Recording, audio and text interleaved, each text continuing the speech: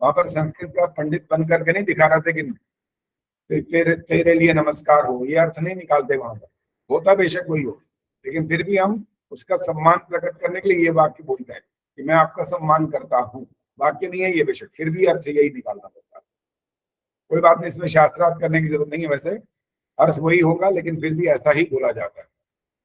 चलो जी, अब पहले मंत्र पाठ होने वाला है, उसके बाद फिर आपसे मंत्र सुनने, फिर कुछ सत्यार्थ प्रकाश पढ़ेंगे, और फिर कुछ आपके सामने एक आधे भजन की आपको रिकॉर्डिंग सुनाऊंगा, और उसमें पूछूंगा आपको इसमें क्या गलती है। बहुत समय से वो भजन चल रहा है, और एक भजन नहीं, ऐसे बहुत सारे, लेकिन आज एक सुनाऊंगा, फिर उसमें पूछूंगा। आज मंत्र पाठ करेंगी आचार्य जी। मैं करूं? नहीं, ऐसे बोलने वालों को नहीं मिलेगा मौका, सिर्फ हाथ खड़ा कर सकते हैं बस। निर्मल प्रभा करेंगी। आचार्य जी नमस्ते। हाँ जी नमस्ते।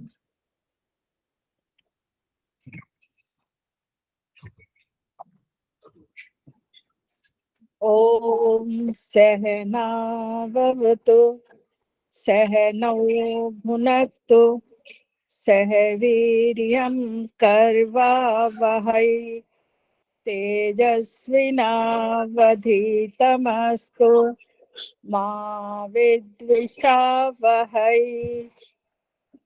ओम शांति शांति शांति। बिल्कुल ठीक सुनाया, 100%, कोई गलती नहीं है, और आराम से बिल्कुल जैसे सुनाना चाहिए, बिल्कुल वैसा का वैसे ही सुनाया, बहुत बढ़िया। धन्यवाद जी। हाँ जी, अब जिसका नाम लेंगे वो बात करेगा, सारे अपने आप बोल बात नहीं करेंगे। रेखा गर्ग जी, माइक ऑन करो। आचार्य जी नमस्ते। हाँ नमस्ते जी। अब मंत्र पाठ सुनने का कार्यक्रम शुरू हो रहा है, और इसमें हाथ खड़ा करने की जरूरत नहीं होगी। जिसका नाम बोलेंगे वो जिस मंत्र को कहेंगे वो मंत्र सुनाएगा। और एक बात और ध्यान रखनी है, देख करके नहीं सुनाना। अगर आता हो तो आप कह दें हाँ मैं सुनाती हूँ या सुनाता हूँ, नहीं तो कहना देख करके सुनाने की बात नहीं है, क्योंकि बहुत वर्षों से आप हवन भी कर रहे हैं, संध्या भी कर रहे हैं, तो इसलिए अब याद होना ही चाहिए। और देख करके अगर सुनाएंगे तो हो सकता है, देख करके हो सकता है शुद्ध सुना दो। अब देखना मेरे को ये है कि आपको इतने वर्षों का जो अभ्यास था, और आपको रिकॉर्डिंग भेजी गई कि अभ्यास करो इसके साथ, फिर उसमें कोई परिवर्तन सुधार हुआ है कि नहीं, ये इसका उद्देश्य है। देखा कर सुनाएंगे अब से पहले संध्या का मंत्र, ओम उद्वयम। ओम उद्वयं तमसस्परि स्वाहा पश्यन्त उत्तरं देवं देवत्रा सूर्यमगन्म ज्योतिरुत्तमम्। देखा जी, पता लगा गलती कहाँ हुई है? हाँ आचार्य जी एक जगह हुई है। हुई है? कहाँ हुई है ये बताओ।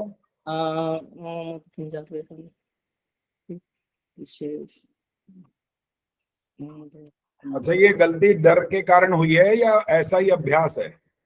नहीं नहीं आचार्य जी गलत डर से ही हुई है। डर से हुई है। दोबारा सुना देती हूँ। सुनाते ही डर लगना शुरू हो जाता है सबको।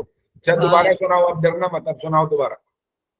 ओम उद्वयं तमसस्परि स्वाहा पश्यन्त उत्तरं देवं देवत्रा सूर्यमगन्म ज्योतिरुत्तमम्। वाह, बिल्कुल ठीक है, अब कमाल कर दिया ना, देखा डर खत्म हो गया और उत्साह बढ़ गया ना, कि डरना नहीं है, डरना नहीं है कह के पता लग गया कि डरना नहीं है, तो बस अब बिल्कुल ठीक आ गया, अब कहीं गलती नहीं है। बहुत अच्छे, वेरी गुड। धन्यवाद आचार्य। चलिए जी, अब नाम है आगे दमयंती गुप्ता जी, आइए।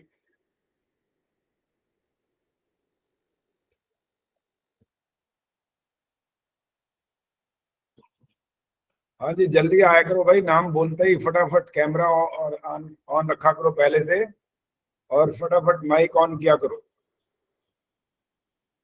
फिर इसके बाद नहीं तो अवसर नहीं मिलेगा, फिर ध्यान रखिए।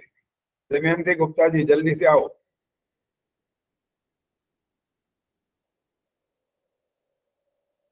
चाय पीने गई है इसका मतलब। चलो जी आओ, दया गोयल जी आइए।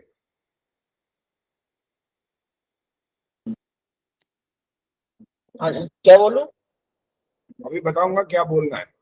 दया गोयल जी हमें वहां गुरुग्राम में भी मिली थी और ये पूछ रही है मेरे से वहां पर पहचाना। मैंने कहा हाँ बिल्कुल पहचाना। यहाँ पर जो जिनको जो मान लो किसी को देखेंगे तो पहचानेंगे क्या भाई? इसीलिए तो कहते हैं कैमरा ऑन बहुत रखा सारे तो लगे कोई कौन बैठा है, तभी तो पहचानेंगे कहीं। बहुत सारे होते हैं ना यहाँ, तो इसलिए पूछा हाँ, था। और सबने कहा बहुत अच्छा लगा, बड़ा आनंद आ गया। और वहां मैंने एक बात ये भी कही थी साथ में कि देखो कोई कोई मतांतर जिनको बोलते हैं, कोई लोग इनको धर्म नाम से बोलते हैं, जब उनके उपदेश के उनके गुरुजी की कैसेट चलती है ना, आजकल पता नहीं कैसेट चलती है कि वो पेन ड्राइव चलता है या क्या सीडी चलती है, तो उसका वो प्रभाव नहीं हो सकता। कारण ये है कि जब व्यक्ति सामने होता है ना, तो उसका जो है ऑरा, उससे प्रभाव पड़ता है कि व्यक्ति है कैसा, उसकी योग्यता क्या है, सामने रेस निकलती है उसके शरीर से, उसका बड़ा असर पड़ता है। दमयंती गुप्ता जी ने कहा नहीं बोल पाऊंगी, मेरा दांत का ट्रीटमेंट हुआ है। अच्छा ठीक है, कोई बात नहीं जी। तो दया गोयल जी अब आपने मंत्र सुनाना है संध्या का। आती है संध्या? पहले बताओ। आती है। आती है तो आप अपने आप बता सकोगे कि कौन सा मंत्र सुनाना चाहते हो या मैं बोलूं? आप बता दो आप। चलिए आप जो नमस्कार मंत्र है वो सुनाओ। चलो मैं देख के बोल रहा हूँ। अच्छा देखना नहीं था, मैंने शुरू में ही बोला था देख के नहीं सुना सकते। तो ठीक है। हाँ बिना देखे सुना। ओम नमे संभवाय च मयो भवाय च नमे शंकराय च महेश्वराय च नमे शिवाय च शिवतराय च। ओम शांति शांति। शांति 2 बार होता है? गिलबत 3 बार होता है? एक बात तो ये गलती, दूसरा आगे सुनो। गीता तिवारी भी धीरे धीरे सिर ऐसे कर रही है, अरे क्या करते जा रहे हो, क्या गलत बोल रहे हो। ये जो नमः बोलते हो, माँ में मात्रा लगी हुई है कोई? विसर्ग है। विसर्ग तो उसको बोल, पहले तो विसर्ग हटा दो, अब शब्द बोलो यही वाला जो मैंने पूछा है, बस बोलो। नमः नमः क्यों बोला? ये कह रहा हूँ एक ही मात्रा लगी है क्या? नहीं। अच्छा ये बोलो जल। क्या बोलूं? जल। जल। अब जल ल बोला है ना हाथ में, जल है तो नहीं बोल रहा। नहीं। तो फिर मना क्यों बोला, नमः क्यों बोला? नम नमः विसर्ग है तो नमः बनेगा ना, नमः नहीं बनेगा। तो अब आप ध्यान रखना इसका, बहुत बार पहले भी कई बार इसके ऊपर बातचीत हुई है और आज फिर बताया, और अच्छी तरह उदाहरण दे करके उसको समझना है अच्छी तरह से कि चाहे संस्कृत हो या हिंदी हो, हम हिंदी वाले शब्दों में तो ध्यान रख लेते हैं बोलने में, अकारांत है इसके अंदर, मात्रा नहीं है, तो अ की आवाज आ रही है उसमें, और ये सिर्फ स्वर जो होते हैं वो अपने आप बोले जाते हैं, व्यंजन अपने आप नहीं बोल सकते, में अ मिला होता है सब में। और ई की मात्रा वाले ऐसे जैसे बोलते हैं कि, तो उसमें कौन सी आवाज आ रही है? ई। अब जल, जल थोड़ी बोलेंगे हम, ज को एक की मात्रा, ल को एक की मात्रा कैसे बोलेंगे? कभी नहीं बोलेंगे। तो नमः, नम शब्द नमो है, विस्तार लगी है तो बन गया नमः, नमः नहीं बोलना। तो इसका ध्यान रखना है। और शांति भी 3 बार बोलना होता है, 2 बार नहीं बोलना होता। कोई कोई 1 बार भी बोल देते हैं कभी, कोई बात नहीं, वो भी कर सकते हैं, लेकिन 2 बार तो बिल्कुल नहीं कर सकते। 3 बार करो या 1 बार करो। और वैसे संध्या का जब मंत्र सुन रहे हैं तब 3 बार ही करनी है। कोई अपना प्रवचन दे रहा होता है और वो कहीं पर लिखा है, अच्छा अब आप सबको मेरा नमस्कार हो, ऐसा बोलकर और मैं अपनी वाणी को यहाँ विराम देता हूँ, ओम शांति, ऐसा बोल सकता है, कोई आपत्ति नहीं है वहां पर। लेकिन जब संध्या की बात हो रही है, शांति पाठ की बात हो रही है, वहां पर 3 बार ही बोलना होता है। चलिए माइक बंद कर दीजिए।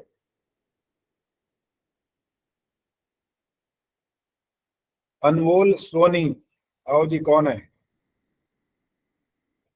हाँ जी, अनमोल सोनी जी कौन है, आइए। आचार्य जी ये मेरे ग्रुप की है, पहले भी इनको आई थी आती है, सीमा। संध्या आती है इनको? सब कुछ आता होगा। आता होगा ना, तो आए, सामने आए। हाँ नमस्ते। हाँ जी नमस्ते जी। हाँ ये आती तो अब इनको पहचान गया मैं। अब देखो ये पहले आती नहीं ना सामने तो पता नहीं लगता, अब समझ में आ गया। 2-3 बार थोड़ी बात हुई है तो समझ में आने लगा कि अनमोल सोनी कौन है। आपको संख्या आती है पूरी?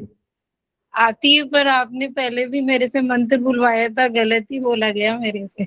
सारी संध्या में गलत बोलोगे क्या, या कहीं शुद्ध भी हो सकता है? हाँ जी, आप बताइए। गायत्री मंत्र आता है? हाँ जी। चलो यही सुनो। ओम भूर्भुवः स्वः तत्सवितुर्वरेण्यं भर्गो देवस्य धीमहि धियो यो नः प्रचोदयात्। एक दो जगह आपने फिर वो जैसे इन्होंने मनह बोला था ना, आपने भी ऐसे ही बोला है। पूरा वैसा नहीं, उन्होंने ज्यादा एक ही आवाज निकाली थी, आपने थोड़ी सी कम निकाली है। अच्छा धियो जी। यो नह, नह। ठीक है? नह नह नह नहीं, मतलब हल्का सा भी एक ही आवाज नहीं चाहिए। न न। शब्द मान लो शब्द है न, हाँ ने जी। तो नहीं है ना, नह नहीं है, तो उसमें विसर्ग है, तो धियो यो नह। नह। हाँ, न। और बोला आपने, बहुत अच्छा है, आवाज भी अच्छी है और आपने अच्छे से सुना है, जैसे सुनाना चाहिए, बहुत अच्छा। चलिए धन्यवाद। माइक बंद करो। अब आएंगे गार्गी गुप्ता। नमस्ते आचार्य जी। हाँ जी नमस्ते जी। गार्गी गुप्ता जी बिल्कुल अलर्ट बैठी थी, नाम आते ही फटाक से आपने ऑन किया कैमरा और आपका वो आ गया सामने।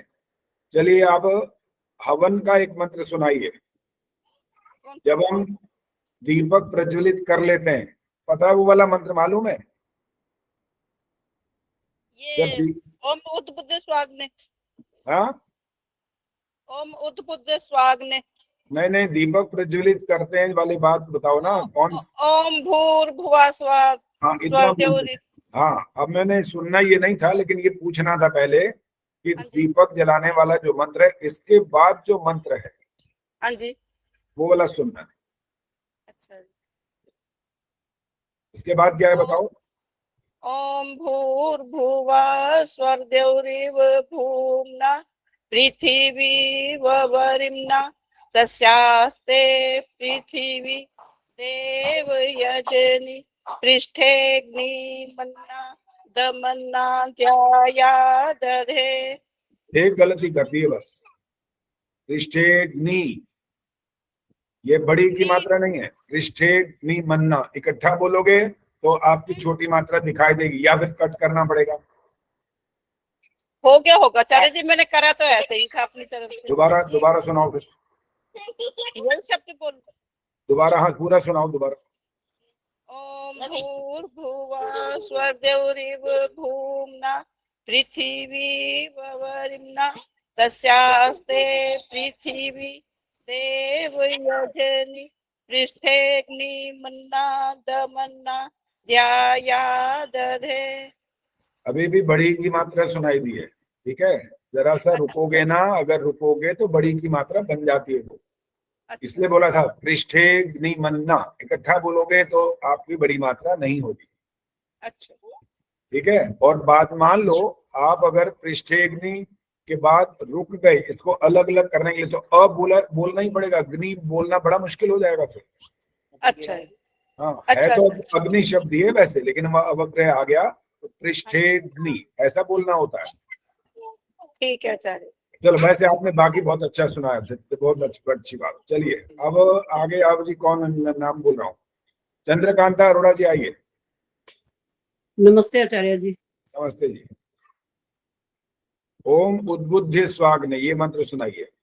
ओम उद्बुद्ध्य स्वाग्ने प्रतिजागृहि त्वमिष्टा पूरते संसृजेथामयं च अस्मिन् सदस्थे आदित्युरस्मिन् विश्वे देवा यजमानश्च सीदत। एक तो अद्युत्तरस्मिन् यहाँ गलत हो गया, और शुरू में भी हुआ था अशुभ थोड़ा सा। पूर्ते शब्द में रा पूरा बोल दिया था इन्होंने। हाँ जी, आप तो बहुत ध्यान से सुनती हैं और फटाफट गलतियां भी आप निकाल देती हैं जल्दी से।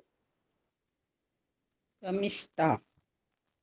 गीता तिवारी फिर बोले, देखो बीच में बोलना नहीं है बीच में। पता नहीं अब इन्होंने गलती किस वजह से की है, मेरे को नहीं पता लगता अभी कि क्या कारण था। एक बार दोबारा सुनाओ जितेंद्र कांता जी। ॐ उद्बुद्ध्य स्वाग्ने प्रतिजागृहि त्वमिष्टापूर्ते संसृजेथामयं च अस्मिन् सदस्थे अद्युत्तरस्मिन् विश्वे देवा यजमानश्च सीदत। अब 95% तक ठीक हो गया इस बार। अद्युत्तरस्मिन् जो था उसमें अभी भी ध्य की आवाज कम आई है, बाकी लगभग ठीक आ गया। लग रहा था मुझे कि आप शुद्ध सुना सकते हो पूरा, लेकिन कभी कभी वही बात होती है कि जब शुरू करते हैं तो लगता है पता नहीं इतने सारे लोग सुन रहे हैं, मैं ठीक सुना पाऊंगी कि नहीं सुना पाऊंगी, ये मन में भाव आ जाता है, तो थोड़ी सी गलती हो जाती है। लेकिन फिर भी आपने बहुत अच्छा सुना है, धन्यवाद। चलो गीता तिवारी आ जाओ सामने। गीता तिवारी आइए। जी आचार्य जी, हवन का सुनाओगे या संध्या का? जो कहेंगे आचार्य जी, आप जो बोलेंगे। अच्छा, तो हवन का मंत्र सुनना है आपसे। जी 4 मंत्र सुनेंगे आपसे, 4। जी वहां से शुरू करो, ओम भूरग्नये से। देख के नहीं सुनाना है। जी। हाँ सुनाओ। ओम भूरग्नये प्राणाय स्वाहा, इदम अग्नये प्राणाय इदन्न मम। ओम भुवर्वायवे पानाय स्वाहा, इदं वायवे पानाय इदन्न मम। ओम स्वरादित्याय व्यानाय स्वाहा, इदम् आदित्याय व्यानाय इदन्न मम। ओम भूर्भुवः स्वरे अग्निवायवा दित्येभ्यः प्राणापान व्यानेभ्यः स्वाहा, इदमग्निवायवादित्येभ्यः प्राणपान व्यानेभ्यः इदन्न मम।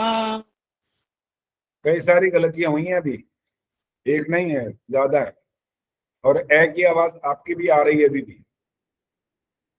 प्राणापान व्याने भ्यः, भ्य है नहीं, ठीक है।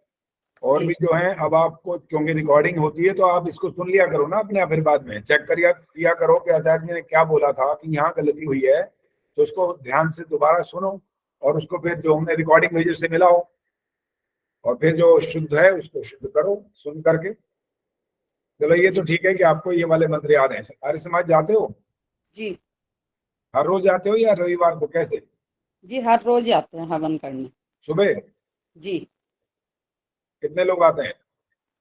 3-4 जने ही आते हैं, कभी कभी कोई तो बात नहीं, देव जी। पूजा संगतिकरण दान सिद्ध तो हो जाता है इससे। जी ये अकेले बैठ के कर रहे होते हो फिर तो सिद्ध ना होता, हवन करना तो फिर ठीक नहीं था, जी। क्योंकि इसमें 3 जो अर्थ हैं इसके, देव पूजा, दूसरा क्या बोला मैंने, दूसरा क्या है? संगतिकरण। हाँ, संगतिकरण। ये पद्मा चावला जी बीच में भी नहीं बोलना।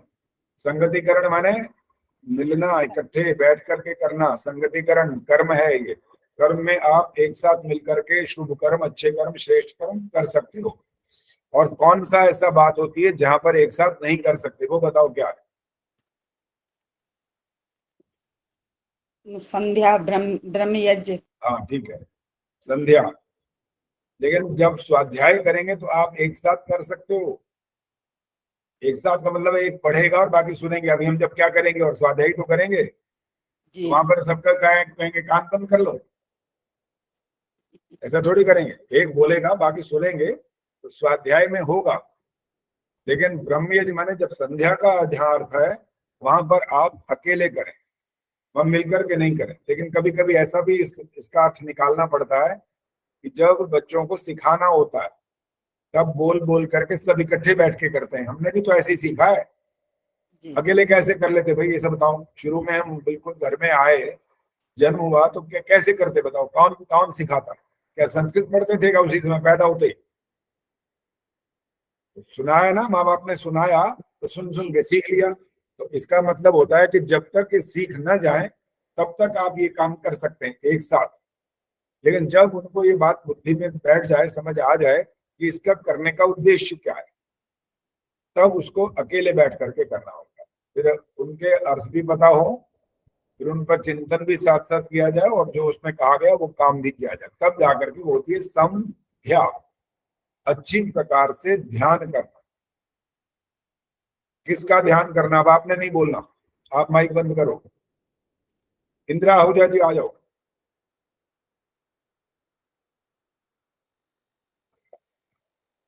इंदिरा आहूजा जी जल्दी फटाफट, देर नहीं लगानी है। नाम सुनते ही बस आपका माइक तो ऑन हो जाए तो पता लग जाता है कि आप सुन रहे हो और आ गए सामने, नहीं तो फिर बात। हाँ बोलो।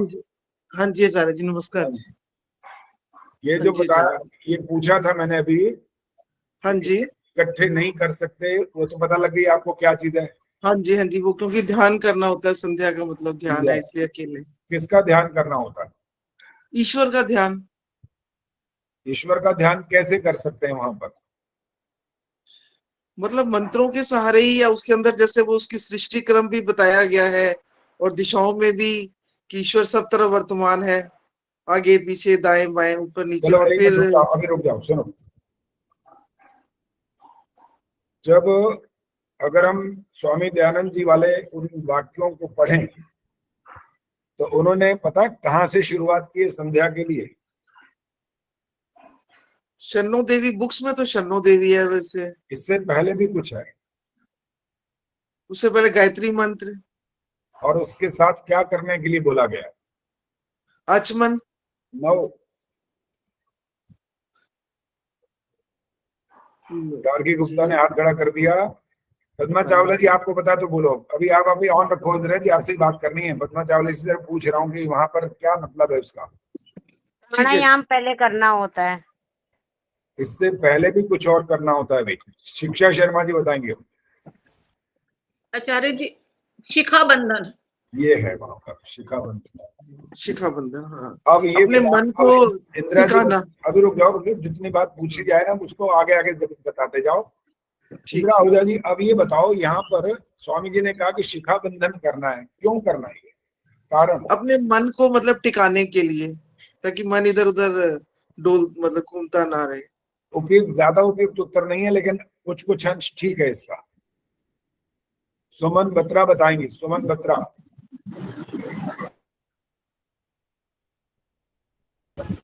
नमस्ते आचार्य जी। नमस्ते सुमन, बोलो। आचार्य जी, मन को भी एकाग्र करना होता है, और हमारे जो बाल वगैरह बिखरे होते हैं जो हमें परेशान ना करे, इसलिए भी शिखा बंधन किया जाता है। ठीक है, बिल्कुल ठीक है, लेकिन इसको इससे जोड़ा नहीं आपने। जो असली बात थी ना वो थोड़ी सी अधूरी छोड़ दी है। जैसे बाल बिखरे हुए हों और वायु आ रहा होता है, यहाँ पर संध्या में नियम होता है बकायदा, किधर बैठ के संध्या करनी होती है। पूर्व से की और बैठ के करना कोई उद्देश्य नहीं है। यहाँ पर वहां लिखा हुआ है कि जिस ओर से वायु आ रहा हो उस तरफ मुख करके संध्या करनी होती है, एक बात। और बाल बिखरे हुए हों तो उनको समेटो। चोटी बंधन का मतलब ये था। और क्यों समेटो? अर्थ ये था कि मन को पकड़ लो। जैसे उनको पकड़ लिया ना बालों को इकट्ठा हुआ जो बिखरे हुए थे उनको रोक लिया, एक जगह बांध दिया, ऐसे ही मन को भी एकाग्र करो, बांध लो यहाँ पर। ये होता है इसका संध्या का प्रारंभ यहाँ से होता है। फिर आगे शन्नो देवी से आचमन और आगे प्राणायाम आदि वो सब बात की बात है, सब कर सकते हैं आप। तो अब आपने मंत्र सुनाना है, संध्या का ही मंत्र सुनाना है। अच्छा जी, ओम वाक से शुरू करो। ओम वाक वाक, ओम प्राणः प्राणः, ओम चक्षुः चक्षुः, ओम श्रोत्रम श्रोत्रम, ओम नाभिः, ओम हृदयम्, ओम कंठः, ओम शिरः, ओम बाहुभ्याम यशो बलम, ओम करतल कर पृष्ठे। एक गलती हुई है, पता लगी कहाँ पर? नहीं सर जी, इतनी घबराहट होती है ना सुनाने में कि गलती नहीं समझ आती। मुझे लगता भूल गया सब कुछ। शिक्षा शर्मा जी बताओ कहाँ हुआ? आचार्य जी, श्रोत्रम। बिल्कुल ठीक, यही है। उसमें श्र बोलना होता है पहले। श्रोत्रम नहीं है, श्रोत्रम। श्र बना हुआ है, श्रोत्रम, श्रोत्र। ये श्रोत्र नहीं, श्र माने श्रोत्रम, श्रोत्रम, श्र बोलना। वो श्रवण वाला, श्रवण वाला श्र। हाँ जी, वही वाला। ठीक है, चलो जी, कमला हंस जी आ जाओ। अब आपको एक एक मंत्र तो केवल सुन रहे हैं, इसका मतलब ये मत समझना कि सारी संध्या में पास हो गए या सारे हवन में पास हो गए। उस पास होने में तो कठिन परिश्रम करना पड़ेगा। हर मंत्र आएगा उसके अंदर छोटे से छोटा, बड़े से बड़ा। और अभी गीता तिवारी का मेरे को याद आ गया, क्योंकि उसने इस बात का ध्यान नहीं रखा था। गीता तिवारी माइक ऑन करो। आचार्य जी, आपने जब इदन नममा वाले जब आए थे, ममा तो ठीक बोल दिया था, लेकिन स्वाहा यहाँ पर रुक गए हल्का सा। इदम अग्नये यहाँ नहीं रुके थे आप, इकट्ठा बोल दिया। इदम अग्नये इदन नममा, इकट्ठा नहीं बोलना होता यहाँ। इदम अग्नये यहाँ रुकना होता है, तब जाकर के वो वाक्य पूरा होता है और अर्थ भी उसका ठीक से समझ में आता है कि हम बोल क्या रहे हैं, किसके लिए आहुति। स्वाहा माने हम जो कुछ बोल रहे हैं ठीक कह रहे हैं, उचित कह रहे हैं, सत्य कह रहे हैं, नियम पूर्वक कह रहे हैं। और इदम अग्नये ऐसा बोल रहे हैं, इदम सोमाय जो भी बोल रहे हैं, इदम इंद्राय जिसके लिए बोल रहे हैं वो अलग करो। और इदम नमम अलग अर्थ है कि मेरा नहीं है ये पदार्थ, जो कुछ मैं आहुति के रूप में दे रहा हूँ ये मैं नहीं दे सकता, मेरे पास कहाँ से सामर्थ्य आएगा, ये मेरी आहुति नहीं है, ये किसकी है, ईश्वर ने दिया मेरे को, ये मैं समर्पण कर रहा हूँ। इसीलिए समर्पण मंत्र आता है संध्या के अंदर। अब मैंने यही मंत्र सुनना है। नाम किसका बोला मैंने अभी? हाँ, कमला हंस यादव। हाँ जी, कमला हंस जी। कमला जी, यही वाला समर्पण वाला मंत्र सुनाओ। हाँ जी। समर्पण वाला मंत्र क्या? हाँ जी, वाक वाक वाला। वाक वाक वाला समर्पण मंत्र है, पुस्तक में नहीं देखना। ओम वाक वाक, ओम प्राणः प्राणः, ठहरो। अरे रुको तो सही, बोलो मत। मैं कह रहा हूँ ठहरो का मतलब ठहर ही जाओ ना, बोलो तो।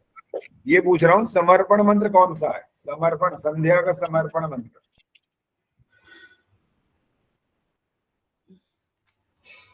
समर्पण मंत्र।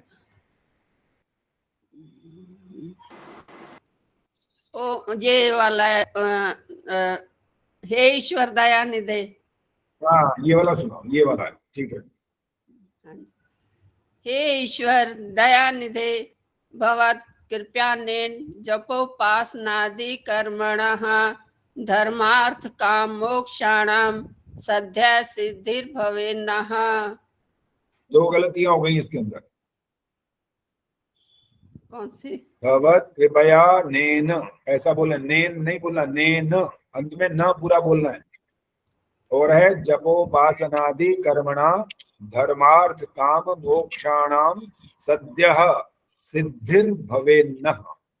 सद्यः सिद्धिर्भवेन्नः। हाँ, अब ठीक है। वाह, फटाफट सीख लिया 1 मिनट में। तो सीखने के लिए भेज रखा है ना, उसको भी अच्छे से पढ़ा करो, अभ्यास करते जाओगे तो बिल्कुल ठीक हो जाएगा। बाकी सब कुछ ठीक है। धन्यवाद। तो माइक बंद कर दो।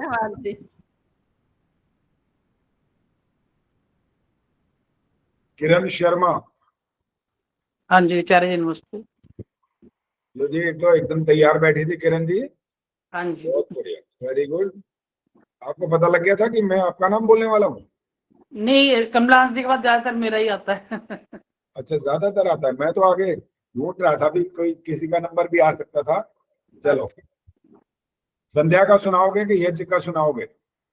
जो आप कहोगे वो सुना देंगे। चलो, संध्या का सुनाओ। ओम प्रतीचि।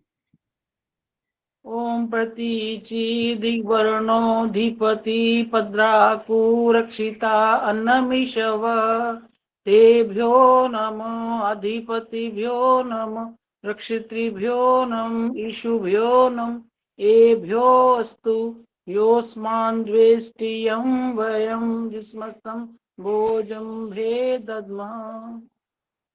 5 अशुद्धियां हुई हैं। एक तो नम नहीं बोलना, जैसे तेभ्यो नमो धीपतिभ्यो नमो। अब जो आएंगे रक्षितृभ्यो नमः, पूरा बोला है। नम देखो, नम में क्या है? होंठ लगे हुए आपस में। यहाँ पर नम, अब माँ में जब माँ पूरा बोलेंगे माँ तो अलग अलग है, ऐसा होता है नम।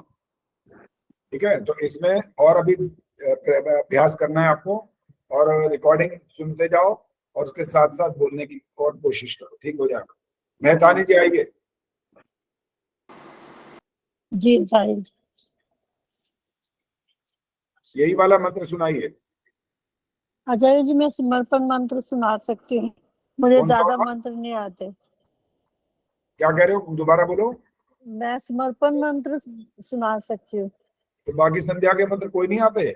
आते हैं आचार्य जी, लेकिन जैसे आप बोलते हो ना कि हर अक्षर में कोई गलती होती है तो वो ईश्वर के लिए श्रद्धा नहीं होती। चलो मैं एक बार मेरा बताओ अच्छा सुनो, ठीक है, ये बताओ इसकी गारंटी है कि समर्पण मंत्र में गलती नहीं होगी? कोशिश तो पूरी करूंगी आचार्य बाकियों जी, में भी कोशिश कर सकते थे फिर तो। क्योंकि वो मैं रोज बोलती हूँ, इसलिए मुझे अच्छा, लगता है कि वो समर्पण ठीक वाला है। रोज बोलती हूँ, ठीक है, चलो सुनाओ समर्पण मंत्र सुनाओ। हे ईश्वर दयानिधे भगवत कृपया ने जपोपासना आदि कर्मणा धर्मात् काम मोक्षाणा सद्यः सिद्धि भर्वेनः। अभी है ना गलतियां इसमें भी हैं, दो दो तो बिल्कुल स्पष्ट गलतियां आ गई हैं। क्योंकि हम ना संस्कृत हमें आती नहीं, तो जो मंत्र हम बोलते हैं ना उसमें मुझे लगता है आप जैसे बताते हो कि कोई ना कोई गलती रह जाती है, हाँ, इसलिए मेरे को मैं पता ही कोशिश नहीं, करती हूँ छोड़ता कि नहीं। किताब से पढ़ के और हाँ, आपके साथ बात वो किताब देखो, बोलते हुए। किताब आपको सिखा नहीं सकती, लेकिन किताब से आप चेक कर सकते हो, लेकिन हम उसमें भी मुसीबत ये है कि शुद्ध वहां भी नहीं लिखा होता, ये बड़ी उल्टा समस्या। पहले ना मैं सारे मंत्र अच्छे से बोल लेती थी, लेकिन अब मुझे लगता है कि मेरी सारी गलतियां हो गई हैं, जैसे आप बताते हो ना मुझे लगता है मैं अच्छा हर चलो, मंत्र गलत बोलती हूँ। करने का ढंग क्या होगा फिर अब?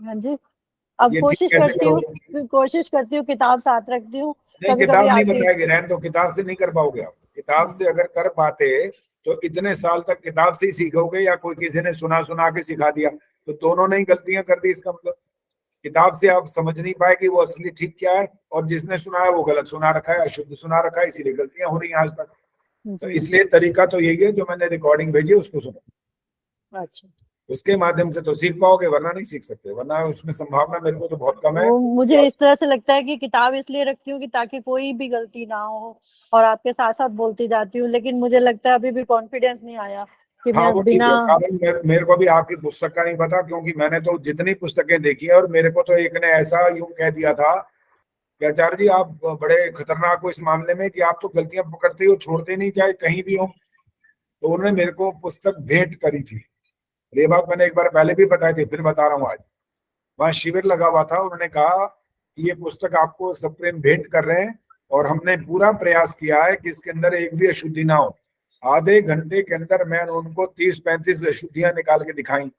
मैं कहा जी ये देखो, इतनी तो गलतियां अभी भी हैं, आप कह रहे हैं कि इसमें हमने प्रयास किया है। कहने लगे जी अब पता नहीं अब कैसे रह गई, हमें नहीं पता, लेकिन ये आपने तो फिर भी निकाली थी। मैंने कहा मैं बहुत सूक्ष्मता से देखता हूँ, और कमाल की बात ये, मैं गुरुकुल में भी नहीं पढ़ा हूँ।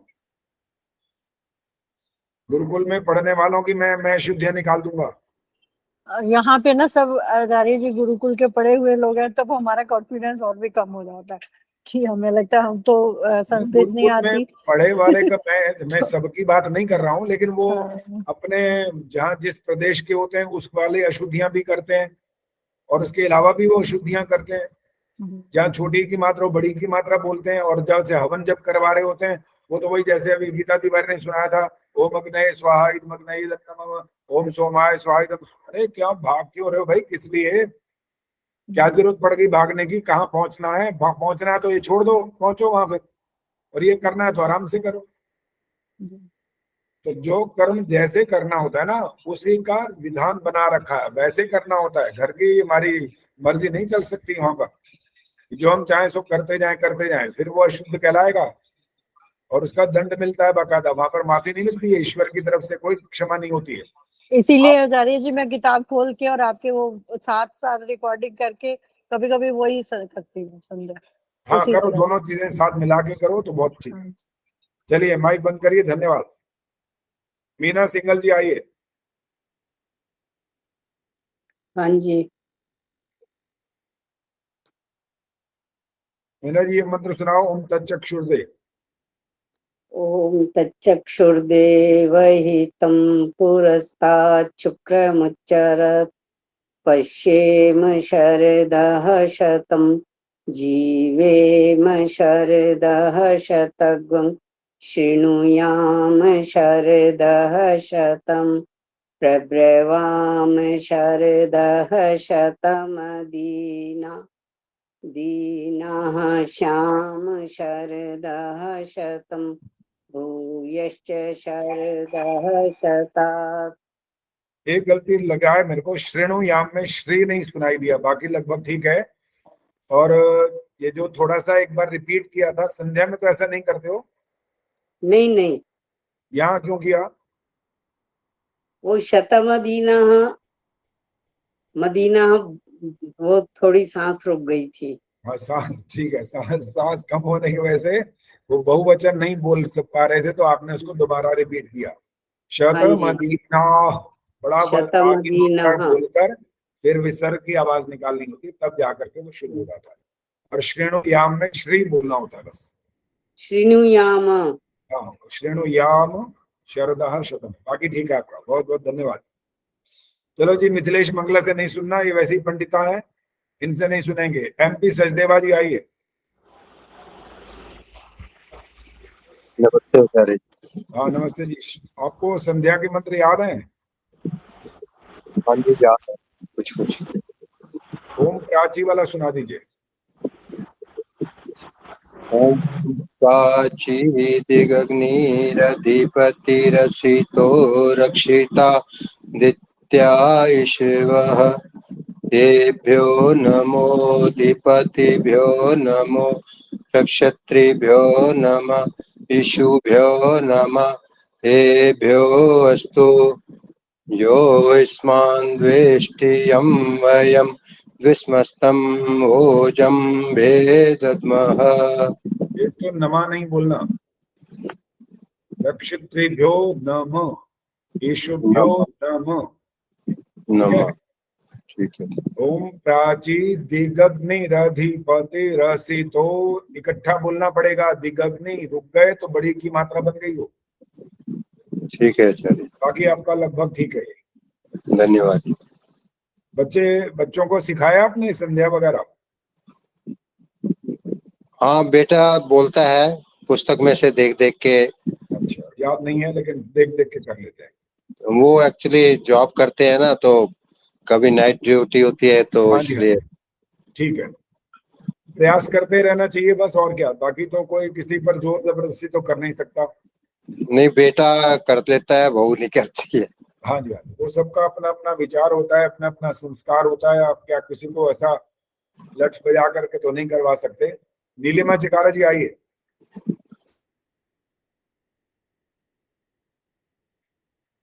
नीलिमा जी आ जाओ जल्दी से फटाफट।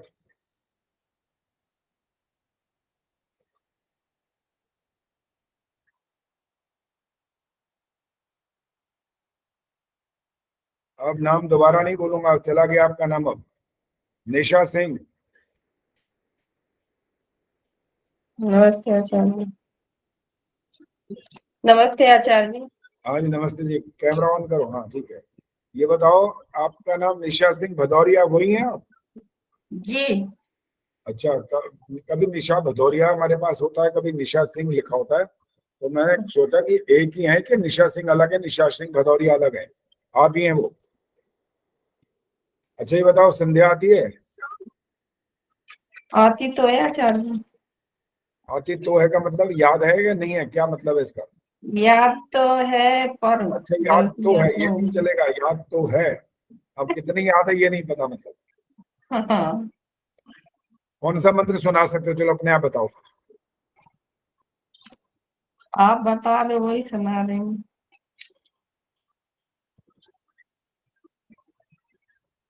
ओम भू पुनातु शिरसि, यहाँ से सुनाओ। ओम भूपुनाथ पुन शिरसि, ओम भापुनाथ नेत्र, ओम स्वाहा पुनाथ कंठे, ओम महापुनाथ हृदय, ओम जनपुनाथ नाभ्याम, ओम तपसुनाथ पादयो, ओम सतपुनाथ पुन शिरसि, ओम ख ब्रह्म सर्वत्र। को छोड़ करके सारे मंत्रों में शुद्धियां हैं अभी, इसलिए इसका तरीका है रिकॉर्डिंग को सुनो और सुन सुन करके उसको मन में बोलो। पहले साथ साथ नहीं बोलना, साथ साथ बोलोगे तो आपको वो पता नहीं लगेगा कि बोला क्या गया है। रिकॉर्डिंग भेज रखी है, उसको सुनो और मन में बोलो। वो शब्द आपको बिल्कुल स्पष्ट सुनाई दें। पहले जब कुछ दिन का अभ्यास हो जाएगा तब आपके मन के अंदर जो आप बोलोगे ना सुन करके, तब आप उच्चारण करके बोलो, तब ठीक होगा। अभी जी। बहुत अशुद्धियां हैं, ध्यान रखना पड़ेगा। जी आचार्य। ठीक है नीलिमा जी, आइए अब जल्दी से। अभी इन्होंने शायद माइक ऑन किया था या कुछ कैमरा ऑन किया था।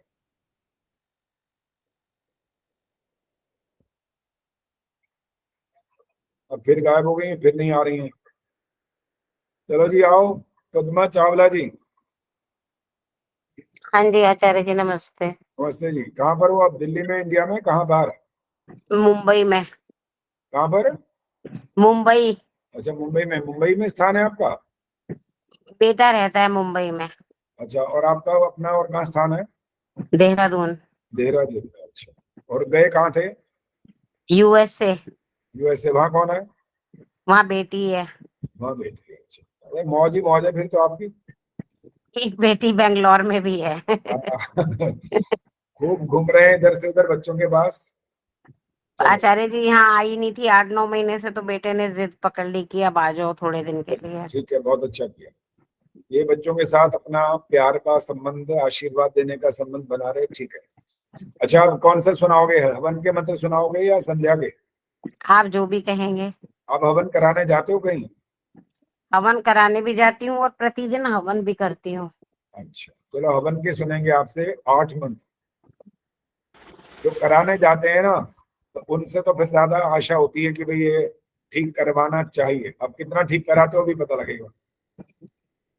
तो आपने सुनाने प्रातः काल वाले मंत्र 4 ये, और इसके आगे वाले भी सुनाइए। शुरू करो।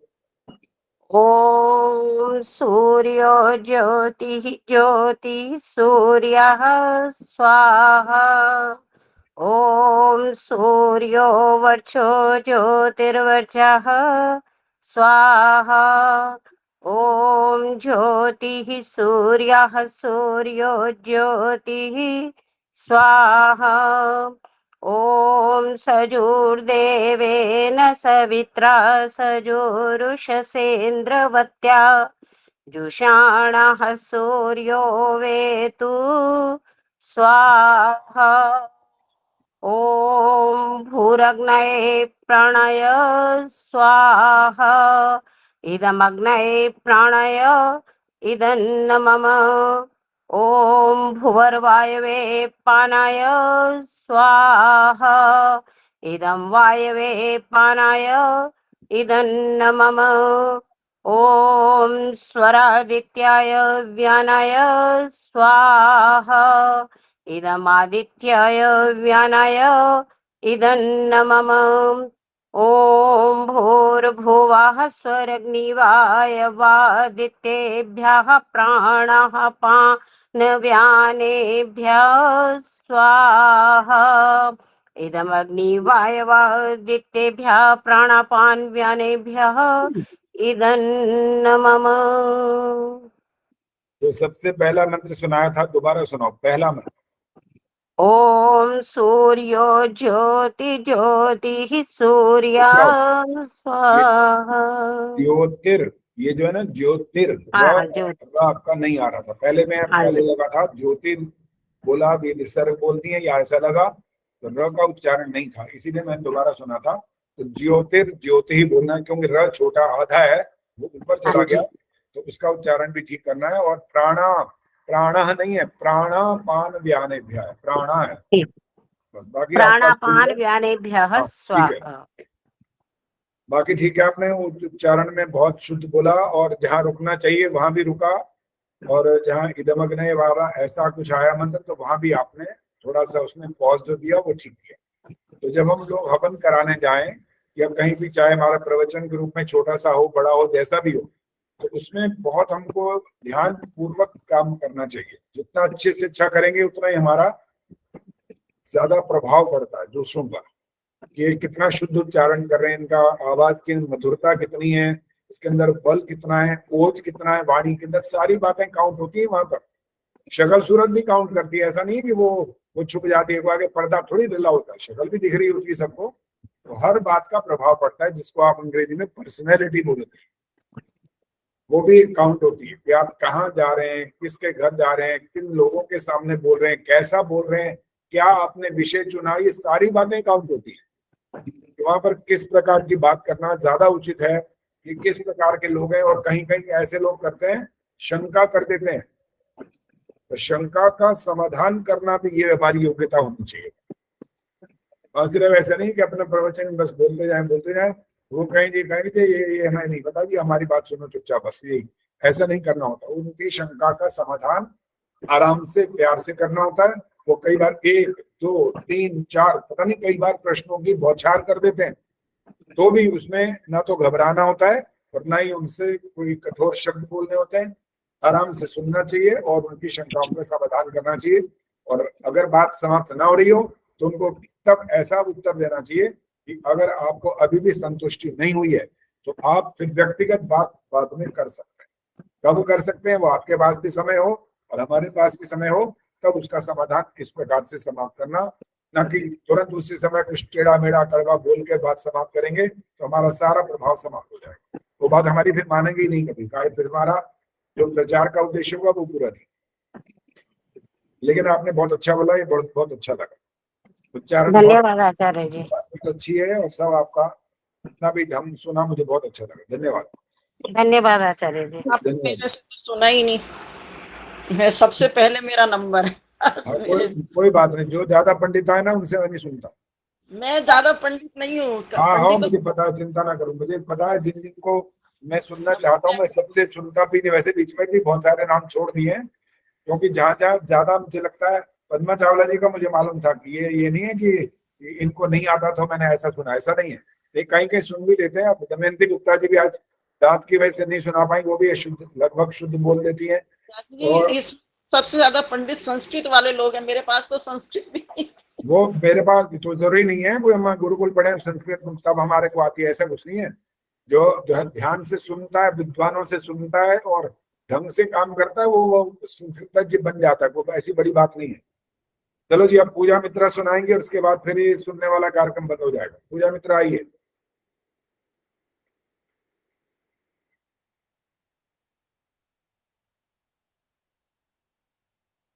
हाँ जी, सुनाई दिया पूजा मित्रा।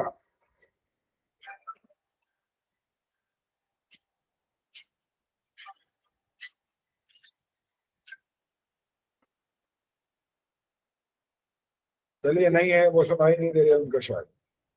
चलिए, अब आपको पहले एक ये सुना रहे हैं, ध्यान से सुनना, आपको आवाज आ जाएगी।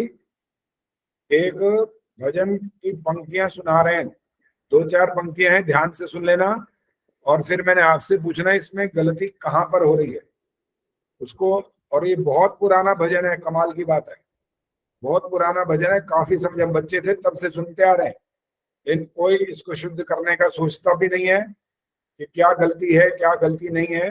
सब आंख बंद करके चलते रहते हैं। चलिए, अब सुना रहा हूं आपको भजन, तो ध्यान से सुनिए। अब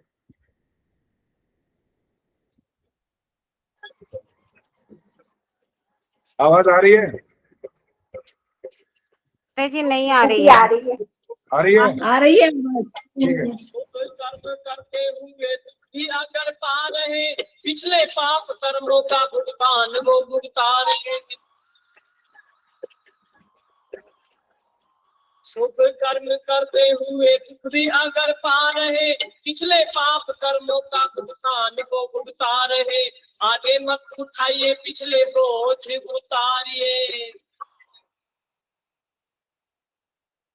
आवाज कट रही थी अच्छा, आचार्य चलो, जी। हो सकता है कुछ कुछ सुनाई दी हो कईयों को।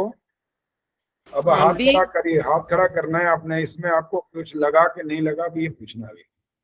शुरू हाथ शुरू खड़ा से करेंगे। सुनाई नहीं। आचार्य जी स्पष्ट नहीं सुनाई दिया। स्पष्ट सुनाई दी। समझ में नहीं आया कुछ। पता एक नहीं बार लगता और है क्या? अब ये दोबारा ये रिवाइंड नहीं हो पाता, ये तो फिर पूरा भजन आगे तक चलेगा तब जाके बात बनेगी। कोई बात नहीं, चलो आप अपनी आवाज में सुनाइए। मैं पंक्ति सुना रहा हूँ आपको और सिर्फ शब्द सुनाऊंगा, गा के नहीं सुनाऊंगा। और देखेंगे कि आपको कुछ ये समझ में आया है कि नहीं आया, इसका मतलब क्या समझ रहे हो आप। तो जिसको नाम बोलूंगा वो इसका उत्तर देगा। हाथ खड़े वाले तो 2 4 5 दिखाई दे रहे हैं, ज्यादा दिखाई नहीं दे रहे। अब पंक्ति इसमें ये थी जो आपको सुनाई गई, वो आवाज नहीं आ पाई, कारण पता नहीं। शुभ कर्म करते हुए दुख अगर पा रहे, पिछले कर्मों का भुगतान भुगता रहे। क्या समझ में आया? ये आपसे पूछना है। Rekha Garg, Suman Batra and one more have raised hands. चलो जी, रेखा गर्ग, आप ही सुनाओ पहले।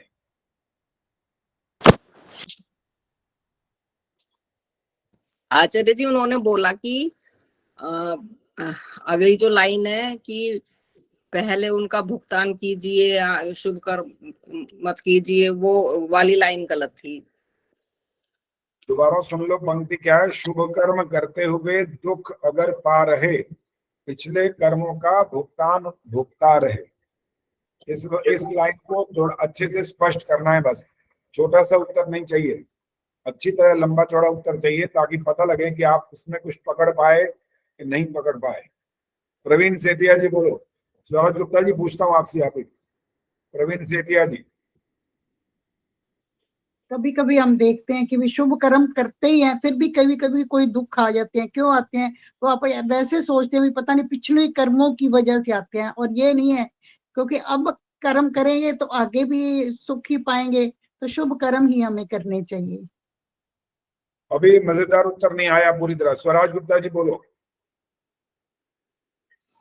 जी, उसमें कह रहे हैं कि शुभ कर्म करते हुए यदि कोई अशुभ बात हो जाती है तो हम सोचते हैं कि हमने इसी में कुछ गलत कर दिया। ये बात असत्य है।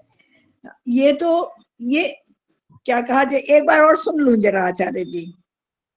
शुभ कर्म करते हुए दुख अगर पा रहे, पिछले कर्मों का भुगतान आप भुगता रहे। जी जी जी।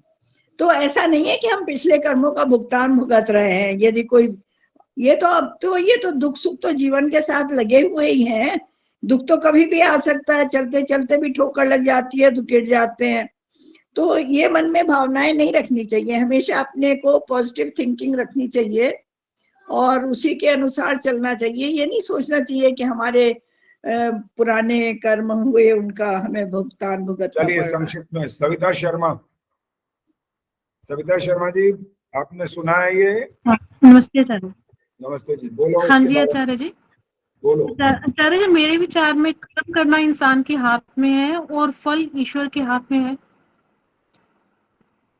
इंसान कैसा भी कर्म करता है उसका फल ईश्वर के हाथ में है। देखो, मैंने जो ये पंक्ति सुनाई है ना, इस पंक्ति पर डटे रहो, इसके दूसरे भावार्थ पर मत जाओ भी। इस पंक्ति में बताओ कोई गलती है कि नहीं है। शुभ कर्म करते हुए दुख अगर पा रहे, पिछले कर्मों का भुगतान आप भुगता रहे। इसमें इन्हीं शब्दों को पकड़ पकड़ के बोलना है, जो कुछ बोलना है। कोई गलती है तो क्या गलती है?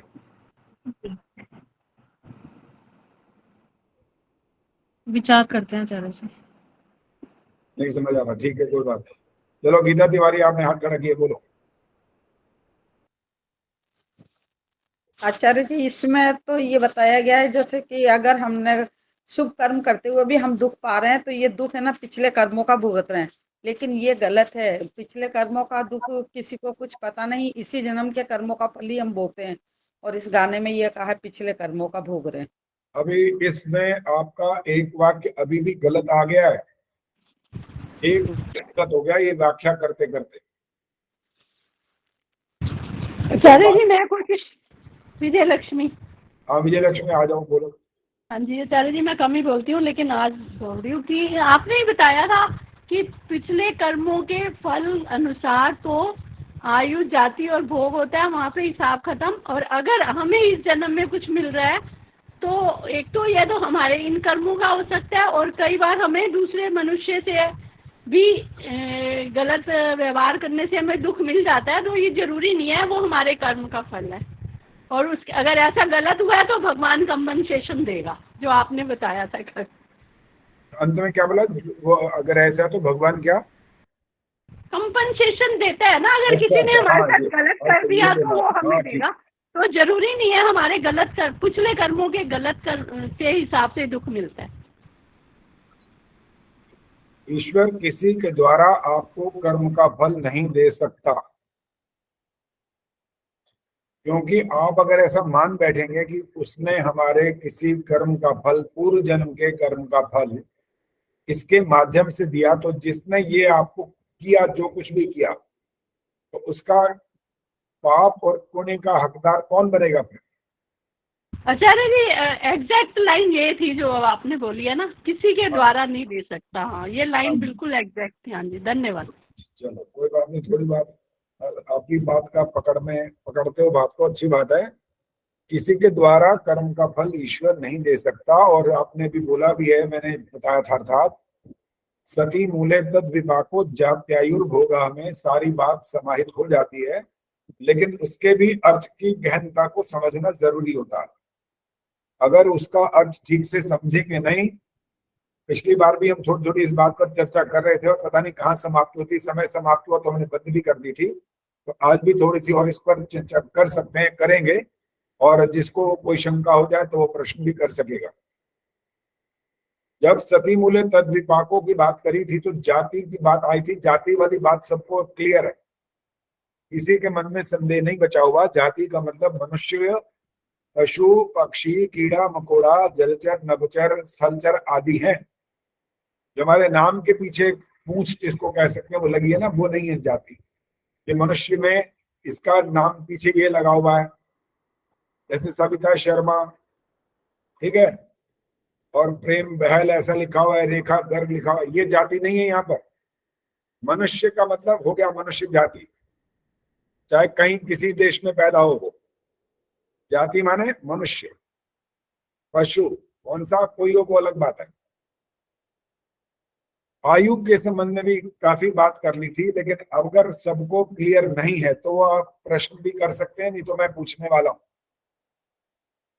आयु का अर्थ क्या होता है? सुशीला ढाका जी बोलो, आयु का मतलब क्या होता है? जीवनी शक्ति, जितने दिन के लिए हमको जीवन मिला है। जोर से बोला करो, या तो आवाज नहीं आती। मैंने तो फुल वॉल्यूम कर रखा लेकिन आवाज आ नहीं रही है। ईश्वर ने जो जीवनी माइक शक्ति बंद हो गया? हाँ जी, नहीं, फिर बोलो, दोबारा बोलो। ईश्वर ने जीवनी शक्ति जो दे रखी है, जो जीने का समय है। अभी इसको स्पष्ट करना पड़ता है ना, यही तो, इसीलिए तो पूछ रहा हूँ। ये वाली बात दोबारा आ गई है। मुझे मालूम था कि इस संबंध में आप लोग अभी पूरी तरह से स्पष्ट नहीं हो। अगर कोई प्रश्न करेगा तो आप, जैसे ईश्वर ने जीवनी शक्ति दे रखी है, उसने समय दे रखा है, ये वाली बात पूरी तरह स्पष्ट नहीं हो रही है। ये आदर्श मेहता बोलेंगे, अब आदर्श मेहता बोलेंगे। प्रश्न दोबारा बोलो एक बार। अब दोबारा नहीं बोलना, आदर्श मेहता बोलेंगे अब। आचार्य से जन्म से मृत्यु तक का जो समय होता है वो आयु होती है। हाँ जी बिल्कुल, इसका अर्थ ये होता है। अब इसमें और जब प्रश्न उत्तर शुरू होते हैं तो, हाँ सुमन बत्रा बोलो, हाथ खड़ा कर रही, बोलो।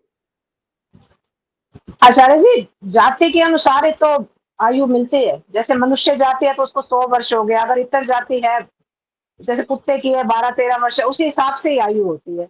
लेकिन बात यहाँ जो ये हो रही है कि मृत्यु को उसका समय निश्चित मानेंगे कि नहीं मानेंगे, यहाँ बखेड़ा खड़ा होता है सारी इस बात पर।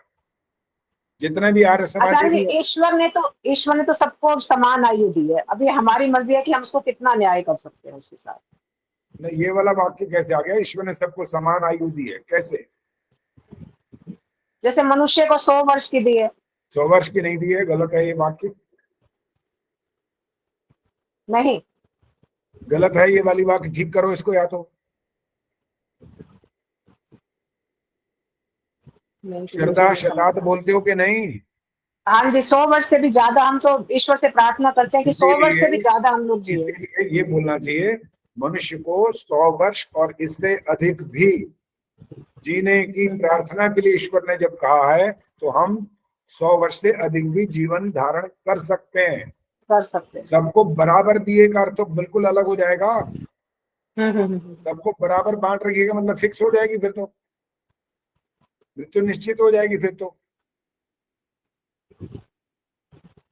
मृत्यु निश्चित नहीं है, इसका कोई समय निश्चित नहीं है, कोई अवधि निश्चित नहीं है। इसकी अवधि निश्चित का एक अर्थ निकाला जा सकता है कि मनुष्य 400 वर्ष तक जीवन धारण कर सकता है। ये अवधि को गिनना तो कोई आपत्ति नहीं है, लेकिन ये अवधि आप ना गिनना शुरू कर दें इस अवधि का मतलब ये होगा कि इतने वर्ष, इतने महीने, इतने दिन, ये अवधि इसकी, ये ईश्वर नहीं कर सकता हमारे लिए। तो आयु का अर्थ जीवन पर्यंत तक, जब तक जीवन चल रहा है, अर्थात जब मृत्यु होगी, ये वाला सारा जो काल होता है इसको आयु बोलते हैं। माइक ऑन करके बोलो, बोलना है तो। सॉरी, जन्म से लेके मृत्यु पर्यंत। हाँ, ये जन्म से मृत्यु पर्यंत का काल आयु बोलते हैं इसको। अब इसमें कोई संदेह नहीं रहना चाहिए। अब अच्छी तरह बार बार सुन लिया आपने, पहले भी बात हुई, आज भी बता रहे हैं कि आयु का अर्थ ये होता है, आयु का मतलब इतने साल नहीं होता, इतने वर्ष या इतने महीने या इतने दिन या इतने सेकंड नहीं होता आयु का अर्थ। और शब्द तीसरा था जो सती मूले का अंत में इसका उत्तर था, भोग। अब भोग का अर्थ कौन बताएगा? हाथ खड़ा कर, रचना धनकर सामने बोलो, भोग का क्या मतलब होता है? आचार्य जी, भोग का मतलब है कि ईश्वर ने यदि भोगने योग्य उसे जिस स्थान या जिस माता पिता को दिया है, या जो माता पिता के पास जो साधन है वो भोगने के योग्य है, या उसको शरीर पूरा दिया है, यानी कि पैर पूरे हैं, हाथ पूरे हैं, आंख देखने की शक्ति पूरी है। भोगने का मतलब उसे भोगने योग्य पदार्थ पूरे दिए हैं उसके कर्मों के अनुसार। इसको और स्पष्ट करो, उसके कर्मानुसार भोगी पदार्थ उसने दिए हैं, क्या अर्थ निकलेगा? थोड़ा और स्पष्ट करो। कि उसको माता पिता ईश्वर की तरफ से मिलेंगे, जिस माता पिता के यहाँ जन्म मिलेगा, और उसको उसका शरीर में जो सारे अंग हैं, प्रत्यंग हैं, सभी पूर्ण रूप से मिलेंगे या नहीं मिलेंगे, कोई अंग मिलेगा या नहीं मिलेगा, ये भोगने योग्य। केवल इतना माना जाए, ना कि ये धन संपदा इसको हम माने। धन संपदा भी माँ बाप के पास है तो वो तो भोगने में आएगा ना, वो आता है, लेकिन वो परमानेंट नहीं माना जा सकता ना आचार्य जी। मान लिया किसी नहीं, जब वहाँ पैदा हुआ उसको सारे साधन मिलने शुरू हो गए ना जी, और एक बड़ा पैदा हुआ सड़क पर, उसको तो थप्पड़ पड़ता है, वो दूध मांगता है, तो कहाँ से लाऊं मैं दूध? वो तो यहाँ ऐसा होता है। तो एक माता पिता के पास जो संपन्न है, भरा पूरा घर है, हर प्रकार के साधन है, कोठी बंगला गाड़ियां सब कुछ है, तो वो भी तो वहां पर काउंट होगा कि नहीं? माँ बाप तो चुनाव ईश्वर ने किया है ना। जी जी। तो सुख के साधन उसको जो मिल रहे हैं ये भोग के पदार्थ कहलाएंगे वहां पर। लेकिन इसके बाद क्या हो, यह ठेका नहीं ईश्वर का। हाँ जी। अच्छा, इसके बाद का नहीं कि सारी उम्र भर तेरे को मिलता रहेगा, ये कोई ठेका नहीं है। वो तो अपनी मर्जी से भी चाहे छोड़ के चला जाए, भाग जाए घर से, ये हो सकता है। और कल को जैसे कोई बच्चा होता है, माँ बाप की बड़ी इच्छा होती है कि भाई हमारा परिवार आगे बढ़े, हमारा वंश आगे बढ़े, बच्चा तो मना करता है, मैं नहीं करूंगा शादी, बोलो कह देता है वो, तो उसकी अपनी स्वतंत्रता है ना यहाँ पर। तो भोग के अर्थ के रूप में भोगने योग्य पदार्थ, एक अर्थ तो ये स्पष्ट है।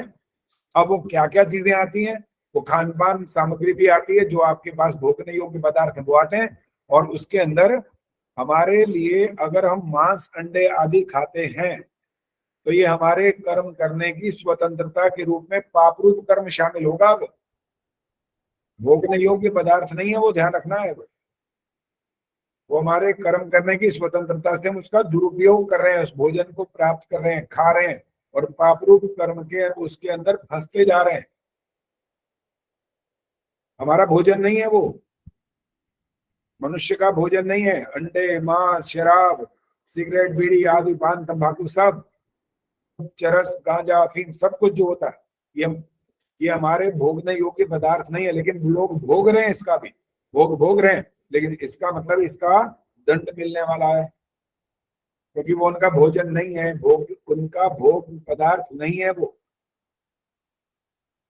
तो भोग आचार्य जी एक शंका अभी भी है आचार्य जी। आप बोलो। वैसे मैंने रट तो लिया है, जो आप बोलते हो मैं समझ गई हूँ, बचपन से सुन रही हूँ, लेकिन मेरे को तो अभी भी, अब फिर ये हो गया कि 100 साल दिया उम्र भगवान ने मनुष्य को, कुत्ते को इतना, फिर आप कह रहे हो आयु का क्या है? और फिर ये प्रश्न उठ जाता है मन में कि फिर अगर भगवान ने फिक्स नहीं किया तो एक आदमी इतनी बचपन में ही पैदा होते मर जाता है, और फिर कोई जवानी में मर जाता है, फिर ये क्या चक्कर है? मेरे तो कुछ समझ नहीं आ रही है आचार्य जी।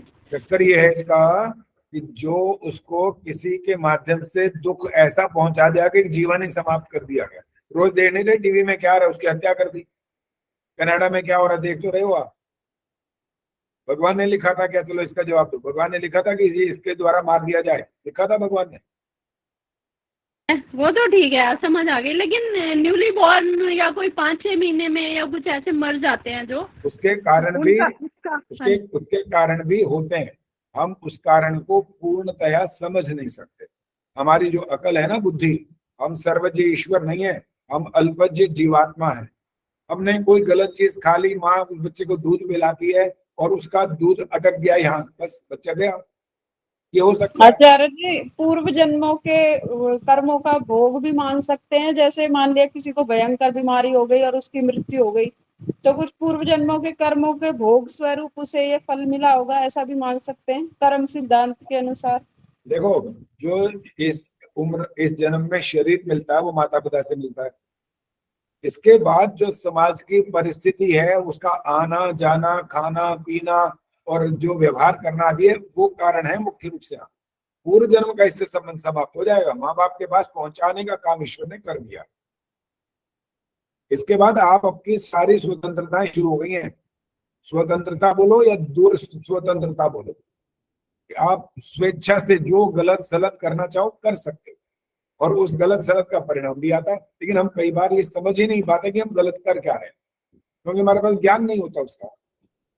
हमें पता ही नहीं होता कि ये ठीक है कि गलत है। जैसे आयुर्वेद के अनुसार, आचार्य जी एक बात मेरे को भी इसके अभी रुक जाओ, ये बात चलने दो पहले। जब आयुर्वेद के अनुसार आपको ज्ञान नहीं है, मान लो आप पराठा खा रहे हैं सुबह और पराठा के साथ आप दूध पी रहे हैं, आपको कुछ नहीं हो रहा, कुछ नहीं हो रहा। उस समय लगातार प्रयोग करते करते 5-10 साल बाद पता लगा कि हड्डियां तो चरमराने लग गई हैं भाई। कारण आपको आयुर्वेद का ज्ञान नहीं है, आपको पता नहीं है कि ये मैंने क्या गलती की है, क्योंकि इसका परिणाम तुरंत नहीं आया। और तुरंत नहीं आने के कारण हम समझ रहे हैं हम ठीक कर रहे हैं,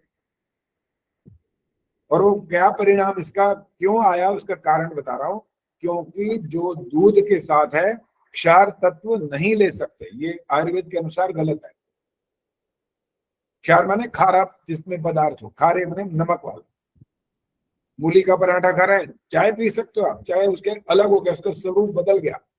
दही का स्वरूप अलग है, छाछ का अलग है, लस्सी अलग है, और अपना दूध का अलग है ही है। सबके अलग अलग प्रभाव होते हैं, सब एक जैसे नहीं कि दूध से बनी है इसलिए क्या फर्क पड़ गया, फर्क पड़ गया, और उसकी वजह से आपको वैसा परिणाम सामने नहीं भुगतना, ये अंतर हो जाता है। अब अंतिम वो प्रश्न करेंगी इंदिरा आहूजा जी, इसके बाद कोई बात नहीं होकर समाप्त हो गया सब। चलिए इंदिरा आहूजा जी बोलो। आचार्य जी एक मेरे को भी पूछना है। नहीं, इंदिरा आहूजा जी बोलेंगी बस, अभी समय नहीं है इसके बाद।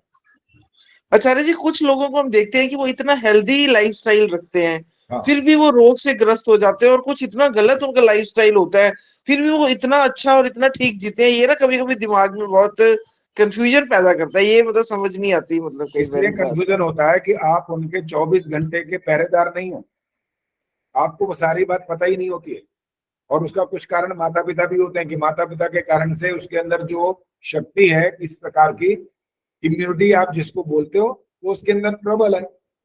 और इस समय वो गलत सलत, जैसे मैंने कहा, पराठे खा करके और दूध पी करके अभी तो परिणाम नहीं आ रहा, कुछ साल बाद परिणाम आता है। तब आप कहते हो मैंने कल तो कुछ नहीं खाया था। अरे कल का क्या लेना देना है, एक दिन का थोड़ी परिणाम सामने आ नहीं, रहा है। पूरी जिंदगी लोग ठीक गुजार के चले जाते हैं, मैंने तो यहाँ तक सब कुछ हो सकता है, कारण आप नहीं जान सकते। बस कहना कर्मणो गति, आप सब कुछ ना उनका पूरी दिनचर्या जानते हो, और आपको पूरी पता ही नहीं कि वो क्या क्या करते हैं, कैसा करते हैं, क्या चीज खाते हैं, क्या नहीं खाते, कैसा उपभोग करते हैं, कुछ नहीं पता आपको। सिर्फ ऊपर से दिखाई दे रहा होता है, इसलिए हम समझते हैं वो तो बिल्कुल ठीक ठाक चलते रहते हैं और हम अच्छे लोग हैं, हम तो मर जाते हैं फटाफट। कारण कुछ भी हो सकता है, लेकिन वो पूर्ण रूप से आप उसको जान नहीं सकते। बस इतना ही इसका उत्तर है, अब कोई प्रश्न नहीं होगा। ओम द्यौः शान्तिरन्तरिक्षं शान्तिः, पृथिवी शान्तिरापः शान्तिरोषधयः शान्तिः, वनस्पतयः शान्तिर्विश्वे देवाः शान्तिर्ब्रह्म शान्तिः, सर्वं शान्तिः शान्तिरेव शान्तिः, सा मा शान्तिरेधि। ओम शान्तिः शान्तिः शान्तिः। जो बोले सो अभय। जगत गुरु भय ऋषि दयानंद की जय हो। जय हो। भारत माता की जय अमर रहेगा। अमर की ज्योति जल ही झंडा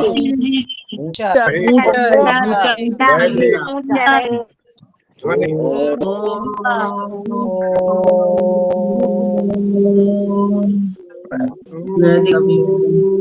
वैदिक अभिवादन सभी को